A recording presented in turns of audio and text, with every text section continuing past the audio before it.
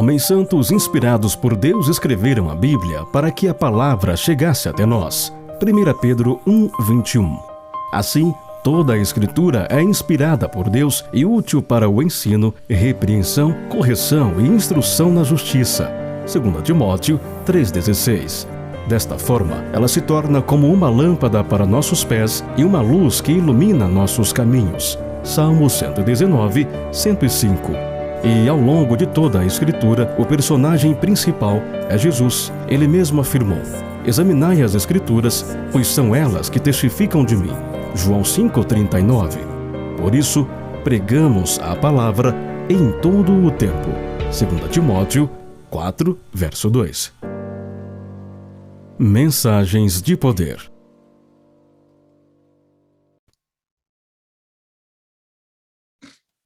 Boa noite! Enfim, chegou a quintas-feiras, esse dia nosso encontro semanal para estudarmos a Bíblia. Sejam todos bem-vindos à Quinta com Péricles Ramos. Aqui, um local onde semanalmente estudamos partes da Bíblia e assim vamos aprendendo um pouquinho mais do maravilhoso amor de Deus para conosco. Você já é inscrito no canal? Se não é, aproveite esse momento, faça a sua inscrição para que você possa interagir conosco no chat, deixar sua mensagem, deixar seus comentários, tá certo? E caso você já seja inscrito, por favor, deixe logo o seu joinha, porque senão acabamos esquecendo e passa batido, como diz na gíria, né? E é importante, muito importante, que você interaja. Dê o seu joinha, dê o seu like, seu comentário. Por quê? Porque os monitores do YouTube, os algoritmos, eles começam a perceber que há interação e que esse conteúdo é bom. E eles agora começam a divulgar essa mensagem para outras pessoas. Então, vamos divulgar coisas boas? Então deixe o seu comentário aí, deixe o seu joinha e faça a sua inscrição. Hoje estamos recebendo um grande amigo que está retornando ao nosso programa. É o pastor Ademir Firme. Boa noite, pastor Ademir. Tudo bem? Boa noite, amigo Péricles. Tudo bem, graças a Deus. É um privilégio, é uma alegria estar aqui participando com você. Pastor Ademir, fale aí quais são as suas responsabilidades aqui na região central do Rio de Janeiro. Olha, Péricles, eu trabalho aqui na Associação Rio de Janeiro, que é o centro administrativo da Igreja Adventista aqui na região central do Rio, e eu tenho três atribuições, né? A primeira, eu trabalho como secretário ministerial. O ministerial é aquele que visita os pastores, né? Dá apoio à família dos pastores, organiza concílios pastorais e passeios para os pastores também, atividades recreativas. Também sou responsável pelo grupo de anciãos, anciãs, diácono, diaconisa, tudo faz parte da área ministerial.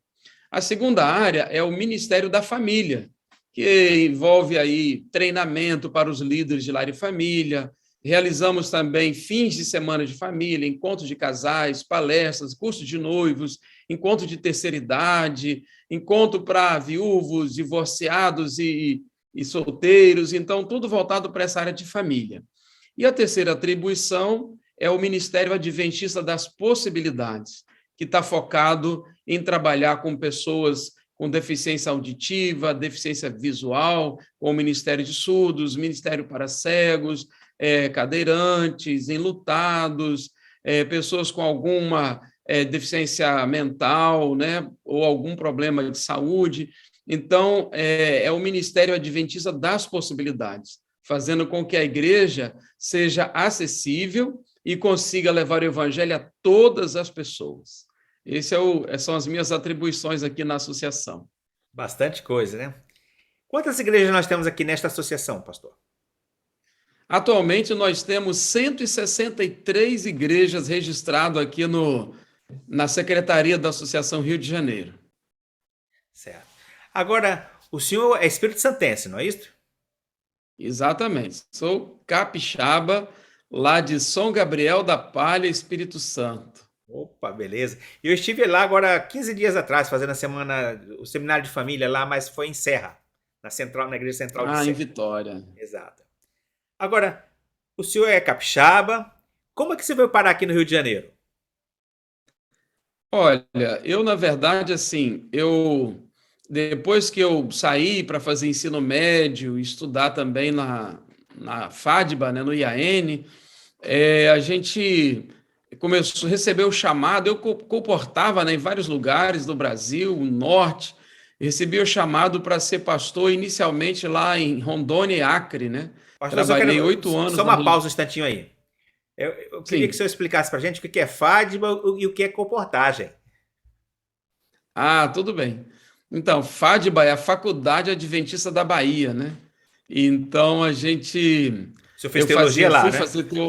fui fazer o curso de teologia lá na Faculdade Adventista da Bahia, e nas férias eu saía para vender os livros, a gente chama de colportagem, vender livros para pagar a faculdade. Eu não tinha pai rico, né? Para pagar a faculdade, eu tinha que me autossustentar, então eu viajava para vários lugares nas férias, né? E aí fui me tornando conhecido em vários lugares, e eu pude, então, receber um chamado para iniciar o ministério pastoral na associação lá de Rondônia e Acre. Na época era uma associação só, igual temos aqui a sede administrativa aqui do Rio, onde eu trabalho, lá também tinha sede. Lá eu fui ser pastor de uma igreja no Acre, depois trabalhei em Rondônia, e aí depois a gente foi chamado para trabalhar aqui no Rio de Janeiro.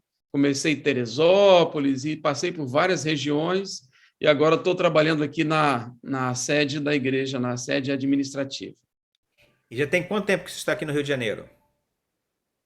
No estado do Rio, trabalhando aqui, Exato. já estamos há 16 anos. Chegamos aqui em 2006 e já estamos em 2022, 16 anos aqui no Rio de Janeiro. Muito bom. É bom saber um pouquinho mais da sua vida, meu amigo. E as pessoas querem conhecer os seus pregadores, não é? E assim foi É verdade. esse bate-papo, a interação é muito legal, que nós vamos aprendendo um pouquinho mais, conhecendo um pouquinho mais do seu ministério. Pastor, mas vamos à nossa palestra de hoje? Mas antes, vamos fazer a nossa oração. Então você que está nos ouvindo, se puder, feche seus olhos, curve sua fronte, para nós pedirmos as bênçãos de Deus. Querido Deus, nesse momento estamos tão felizes por estarmos reunidos aqui neste local para estudarmos a Tua Palavra. Por favor, Senhor, fala-nos através do pastor Ademir, e que esta mensagem, que vinda do trono da graça, possa encher de esperança, de alegria, de paz e regozijo o nosso coração. É o que te pedimos, agradecidos em Cristo. Amém, Senhor. Amém. Pastor, esses momentos agora são todos seus. Maravilha. Eu só quero, Périx, falar também sobre a minha família rapidamente, né? Minha esposa, nós somos casados há 27 anos, ela é a líder do Ministério da Mulher aqui na Associação Rio de Janeiro, e nós temos 3 filhos. O mais velho já é casado também, se formou em teologia e trabalha aqui na Associação Rio também, e a filha do meio e o filho mais novo estudam medicina. A filha se forma ano que vem e o filho mais novo se forma no próximo ano. Então, graças a Deus, estamos aí com a família toda grande já, né? E Deus tem nos uma bênção, abençoado né? muito. Graças a Deus. Bem, nós escolhemos para falar nessa noite, o título, né, da nossa mensagem que vamos nos dedicar agora para meditar, se chama O Poder da Autorresponsabilidade. E para isso eu quero convidar você para lermos um texto bíblico que se encontra em 1 Coríntios, no capítulo 9, versículo 24 a 27. Eu peguei minha Bíblia aqui e vou começar a leitura. O apóstolo Paulo diz assim: Não sabeis vós que os que correm no estádio, todos na verdade correm, mas um só leva o prêmio? Correi de tal maneira que o alcanceis. E todo aquele que luta, de tudo se abstém. Eles o fazem para alcançar uma coroa corruptível, nós, porém, uma incorruptível.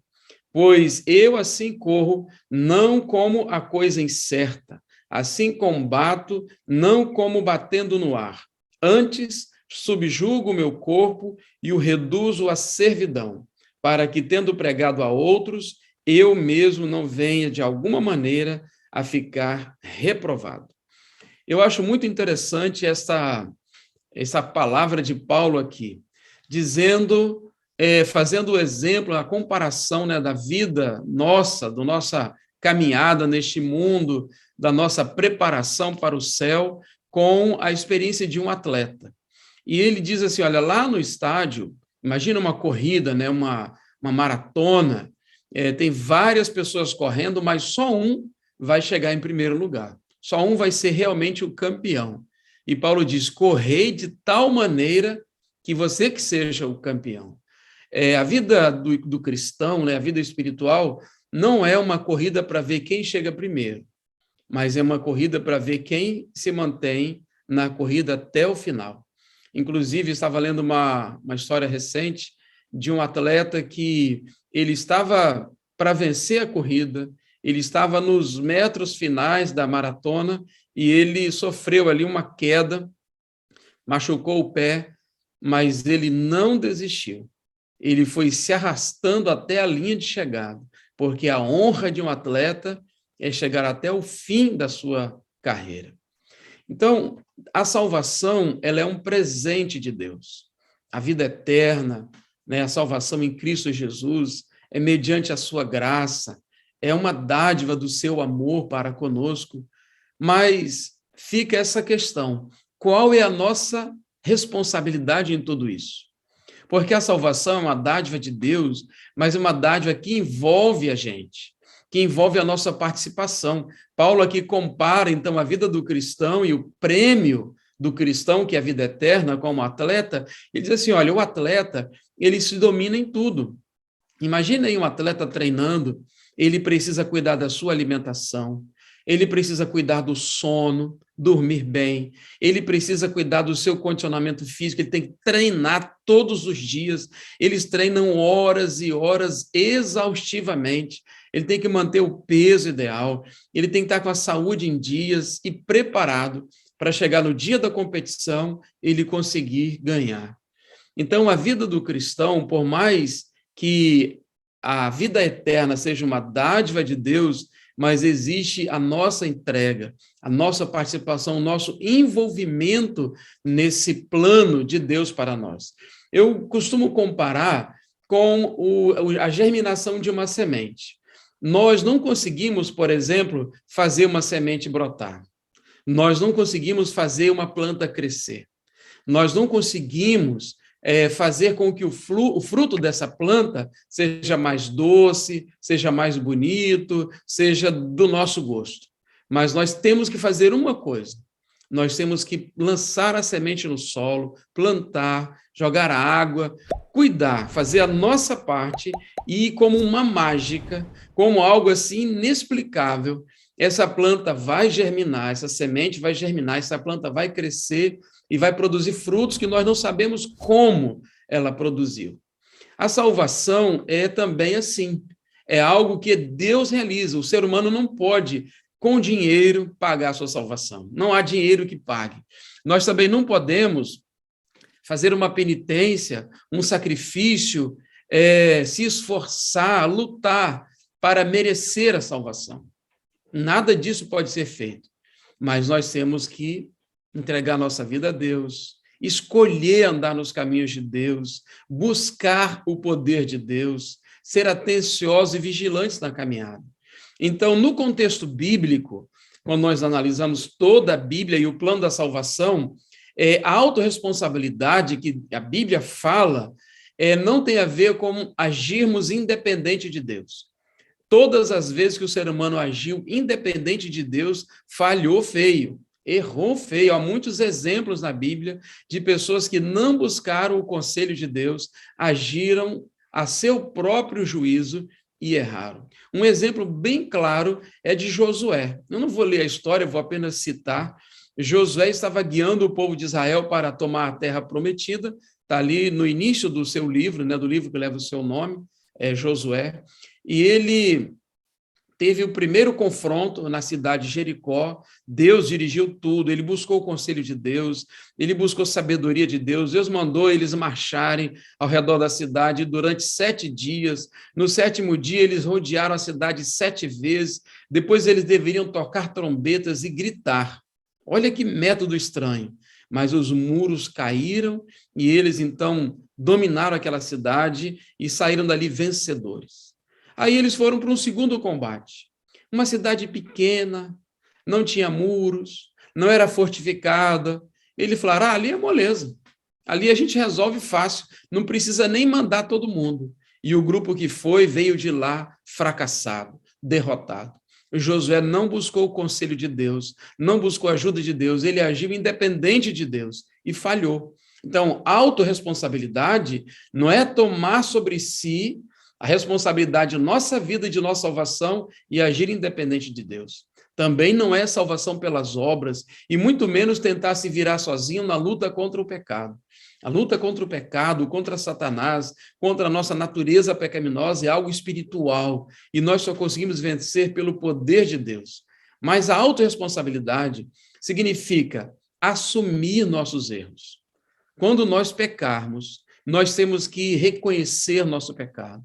Quando nós falharmos, nós temos que reconhecer o pecado, confessar este pecado e buscar o perdão de Deus, assumir nossa responsabilidade com este erro, com esse pecado. É entender que nós temos, sim, liberdade de escolha. Isso envolve responsabilidade.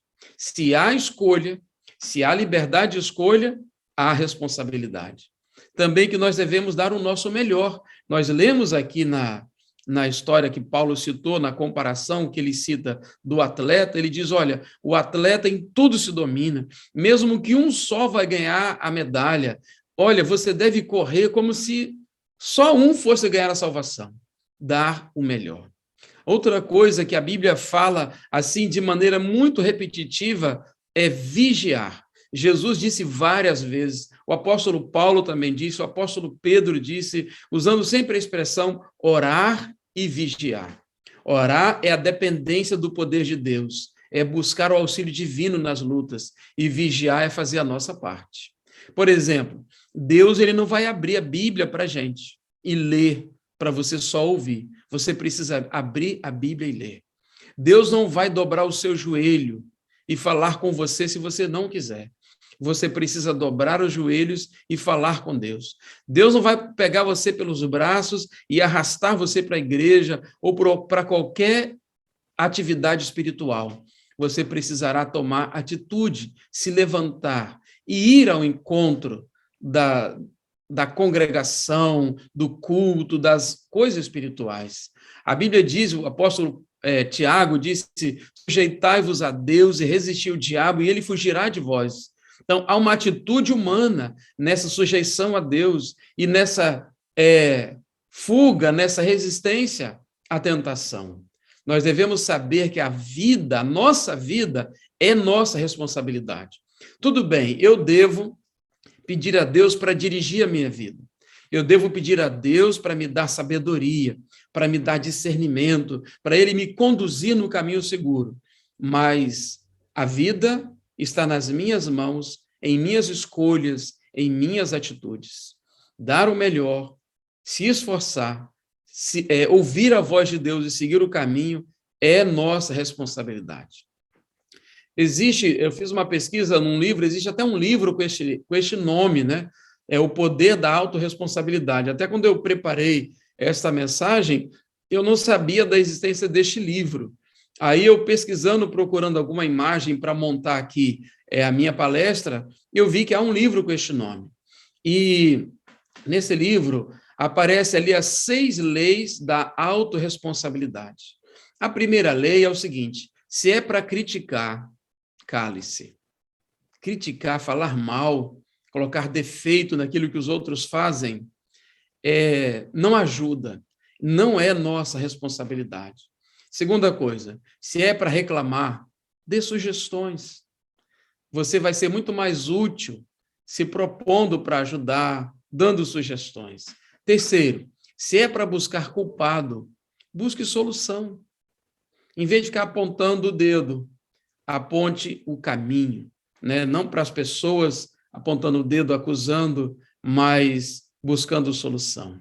Se é para se fazer de vítima, e esse é um problema recorrente na vida de muitas pessoas, achando-se vítima de tudo e de todos. A culpa é do Estado, a culpa é dos meus pais, a culpa é do governo, a culpa é do trânsito. Nós temos que entender que nós somos responsáveis pelas decisões que tomamos, pelas escolhas que fazemos, pelos caminhos que escolhemos. Então, em vez de se fazer de vítima, faça-se de vencedor. Drible aos obstáculos, né? E supere esses obstáculos. Se é para justificar os seus erros, aprenda com os seus erros e os abandone, né? E se é para julgar as pessoas, julgue as suas atitudes. Não vamos julgar os outros, vamos analisar a nossa própria atitude e a nossa responsabilidade diante das coisas que estão à nossa frente. Então, essas são as 6 leis da autorresponsabilidade. Vamos analisar como que Deus trabalha conosco, como que ele nos dá a vitória. Às vezes a gente gostaria que Deus ele nos desse a vitória assim de mão beijada. E há, inclusive, pessoas que pensam assim e que oram assim. Imagine, por exemplo, se você precisa conseguir um emprego. Aí, então, você vai falar assim, Senhor, eu preciso de um emprego. Me ajuda, me dá um emprego.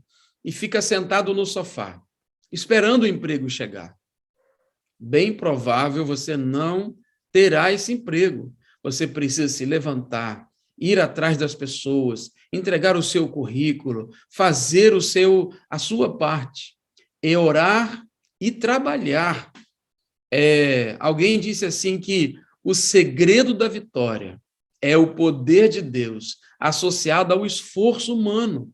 O esforço humano não quer dizer que você vai se colocar no lugar de Deus, nem excluir Deus, aí o seu esforço não tem utilidade. Mas quando o esforço humano está associado ao poder de Deus, aí a vitória. Eu vi uma história ilustrativa, né, uma parábola de uma pessoa que estava buscando a ajuda de Deus para resolver os seus problemas e parece que nada acontecia. E um dia essa pessoa teve um sonho. E no sonho Deus pediu para ela empurrar uma grande pedra, como se fosse uma montanha. E Deus disse, olha, para que eu possa te ajudar, você precisa empurrar essa montanha. E disse, mas Senhor, eu não tenho a mínima condições de empurrar essa montanha. Deus disse, faça o que eu estou mandando. E a pessoa foi, então, encostou o seu ombro na montanha e começou a empurrar. E, milagrosamente, a montanha começou a se mover. E disse, mas, Senhor, como isso é possível? Como que eu, um ser humano, posso estar aqui empurrando essa montanha e ela está se movendo? E Deus disse, olha, meu filho, é que você não está vendo a minha mão do outro lado, puxando a montanha.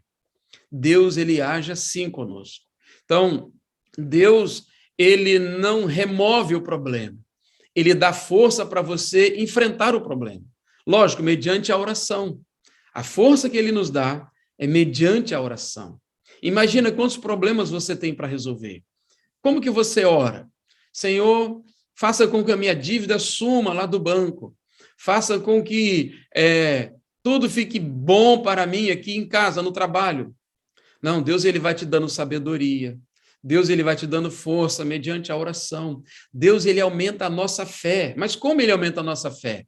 Não existe uma chave aqui que ele vai mexer e a fé aumenta.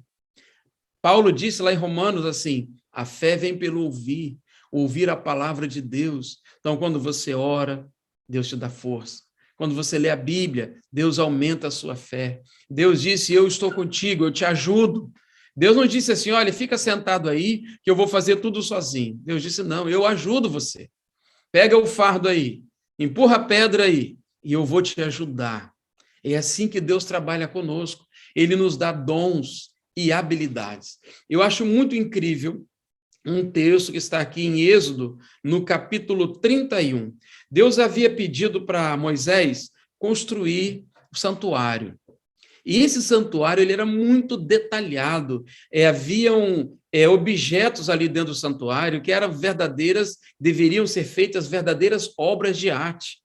A Arca da Aliança, com aqueles querubins, e também as cortinas e os bordados, o candelabro, as mesas, os altares, era tudo muito especial, tinha que ser tudo muito bem feito.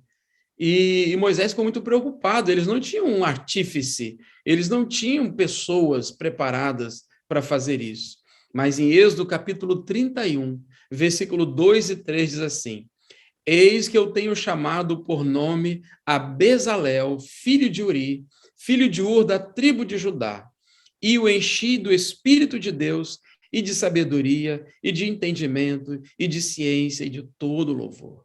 Deus está dizendo assim, olha, eu escolhi esse homem e eu estou dando sobre ele o meu poder, o meu Espírito Santo, e eu vou dar a ele a habilidade, o dom, as condições para fazer.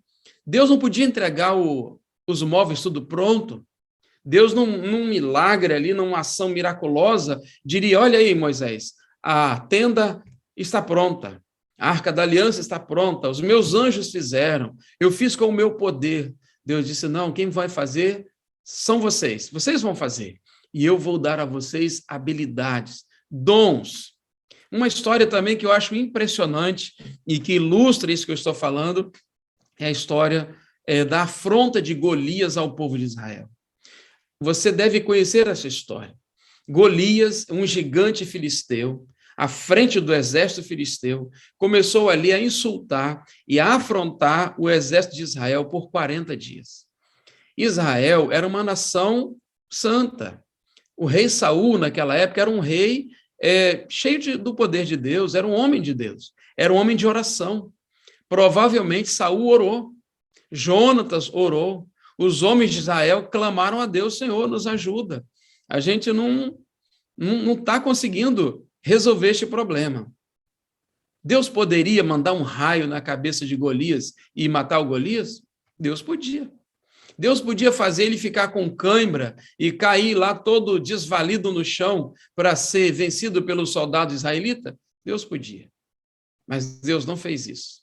Deus colocou coragem no coração de um jovem chamado Davi.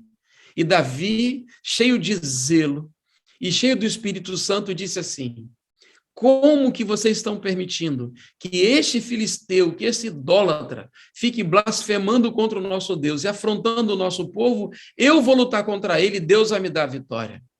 Todo mundo desencorajou Davi, mas ele estava firme na sua decisão. E a única arma que ele tinha era uma funda. Era uma tira de couro assim dobrada ao meio, onde ele colocava uma pedra e girava, aí soltava uma ponta e aquela pedra saía. Tem que ter muito treino para acertar com uma funda. Tudo bem que Davi treinava, lá cuidando do rebanho, lá no deserto, ele era o pastor das ovelhas do seu pai, ele treinava. Ele enfrentou urso, ele enfrentou leões, mas o gigante era uma novidade. O gigante era um guerreiro, era alguém muito hábil, sábio, experiente, mas Davi não teve medo. Ele assumiu a responsabilidade e foi lá e venceu Golias. É assim que Deus age conosco. Ele envolve a gente. Ele nos dá vitória usando a gente, nos dando sabedoria, nos dando força, nos dando fé. Ele deu para Davi coragem, pontaria, força para enfrentar aquele gigante. Então, no plano da salvação, nós temos duas palavras muito conhecidas, justificação e santificação. Justificação é uma linguagem forense, uma linguagem do tribunal. Então, Jesus Cristo, quando morre na cruz, ele paga a nossa dívida e, diante do tribunal de Deus, ele nos justifica. Só que essa justificação, ela precisa ser aceita pela fé. Quando eu aceito pela fé essa justificação, então ela passa a ser minha. E aí Deus começa um outro processo, chamado santificação. Tanto a justificação como a santificação são obras de Deus, pela sua graça, e que nos é concedida mediante a fé. Mas a justificação é aquilo que Deus realizou por nós, lá na cruz. Agora, a santificação é aquilo que Deus realiza em nós e através de nós. Então, há uma participação, há uma responsabilização nossa. Porque, às vezes, a gente fica com alguns argumentos dizendo assim, eu não consigo vencer, eu não consigo fazer, eu não consigo me envolver, eu não consigo não pecar. Nós temos que analisar se nós estamos realmente vigiando. Imagine, por exemplo, uma pessoa que está lutando contra a bebida. Ele quer deixar de beber, ele quer vencer o vício da bebida, ele quer servir ao Senhor, e ele, então, decidiu deixar de beber. E ele pede a Deus ajuda para que Deus o ajude a deixar de beber. Só que ele continua frequentando o bar e mantendo aquelas amizades que são influências e um ambiente onde ele está acostumado a beber. Então, ele não está fazendo a parte dele, ele não está se envolvendo no plano da vitória contra a bebida. Qual deveria ser a atitude dele? Se afastar daqueles amigos, se afastar daquele ambiente, frequentar ambientes onde ele não é estimulado para a bebida. Então, assim, a nossa parte, a nossa vigilância, o nosso envolvimento no plano da salvação e da santificação envolve nossas atitudes. Então, Deus ele só poderá fazer uma obra em nós se houver nosso consentimento.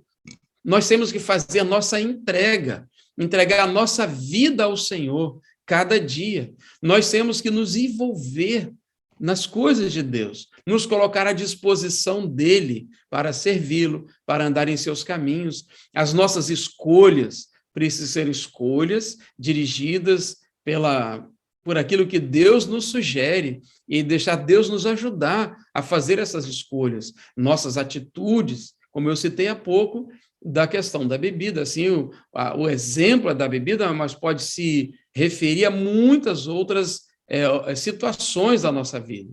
Então, dessa maneira, nós somos santificados.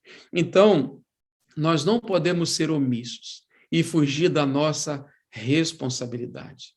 A autorresponsabilidade envolve nós entendermos que, por mais que a salvação seja um presente de Deus, por mais que a vitória espiritual seja pelo poder do Espírito Santo, ele conta com você.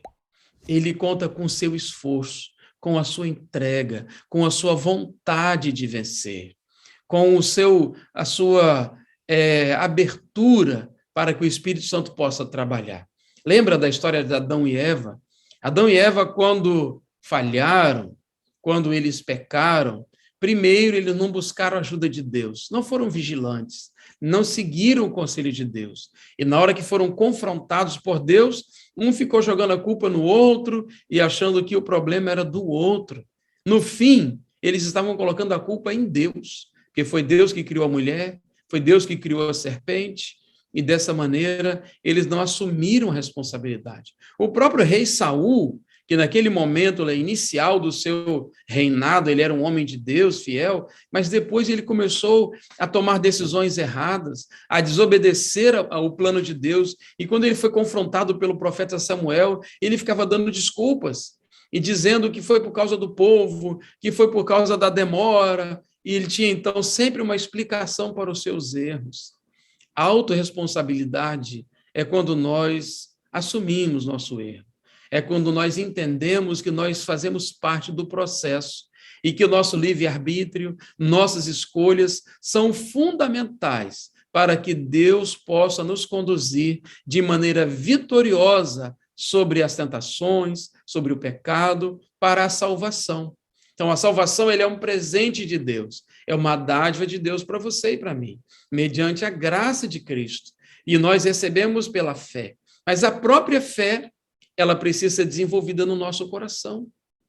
Quando eu leio a Bíblia, quando eu luto com Deus as lutas espirituais, ele fortalece a minha fé. Quando eu oro, quando eu vou à igreja, quando eu procuro servir a Deus. Então, a iniciativa tem que ser nossa. O chamado é de Deus, mas a resposta tem que ser nossa. A proposta é de Deus, mas eu tenho que abrir o coração. Eu preciso me entregar. Eu preciso permitir que Deus, ele me conduza num caminho de vitória.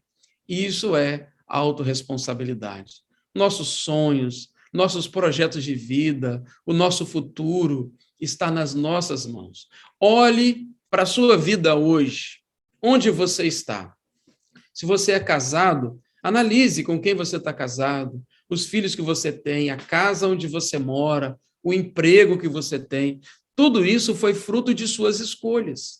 Deus, ele não escolhe esposa, não escolhe marido para ninguém, ele não escolhe profissão para gente, ele não escolhe onde você vai morar, mas se você buscar a sabedoria de Deus, a direção de Deus, ele vai te ajudar a fazer essas escolhas da melhor maneira possível. Que Deus abençoe a cada um de nós, que Deus abençoe a você. para que você assuma a responsabilidade da sua vida e, com a ajuda de Deus, a sua entrega a Ele, você possa ter uma vida vitoriosa neste mundo, mas, acima de tudo, uma vida vitoriosa para o reino dos céus. Que Deus te abençoe. Eu quero orar com você, pedindo que Deus te ajude. E eu não tenho dúvida que você está refletindo, pensando e tomando decisões no seu coração, de agir com responsabilidade sobre a sua vida e sobre as conquistas que você sonha, principalmente a salvação e a vida eterna em Cristo Jesus. Vamos orar? Querido Deus e nosso Pai Celestial, muito obrigado, Senhor, pelos conselhos da Tua palavra. Muito obrigado porque o Senhor realiza grande obra em nós e através de nós. Nos entregamos a Ti nesse momento, para que o Senhor possa, então, usar-nos, abençoar-nos, direcionar-nos, conforme a Tua vontade, para a honra e glória do Teu santo nome. Nós pedimos e agradecemos por Jesus Cristo, o nosso Salvador. Amém. Amém. Amém, Senhor. Amém. E o celular aqui tocou na hora, né? Mas faz parte dessas programações. Pastor, muito obrigado por esta mensagem, chamando-nos à responsabilidade de assumirmos nossos posicionamentos de vida, nossos erros e nos colocarmos nas mãos de Deus para sermos salvos, né? Muito inspiradora essa mensagem. Que Deus continue te abençoando, seu ministério, continue sendo essa bênção aí, onde quer que for, meu amigo. E a você que esteve conosco. Oh, desculpe, pode falar, pastor. Não, só disse amém. Então esse amém valeu. Muito obrigado a você que ficou conosco até agora e nos despedimos alegres e felizes pelo grande e maravilhoso amor de nosso Senhor Jesus Cristo. Que Deus te conceda uma boa noite e que essas palavras possam te inspirar, fortalecer na sua caminhada cristã. Um abraço a todos e até a próxima semana em mais uma Quinta com Péricles Ramos. Homens santos inspirados por Deus escreveram a Bíblia para que a palavra chegasse até nós. 1 Pedro 1:21. Assim, toda a Escritura é inspirada por Deus e útil para o ensino, repreensão, correção e instrução na justiça. 2 Timóteo 3,16.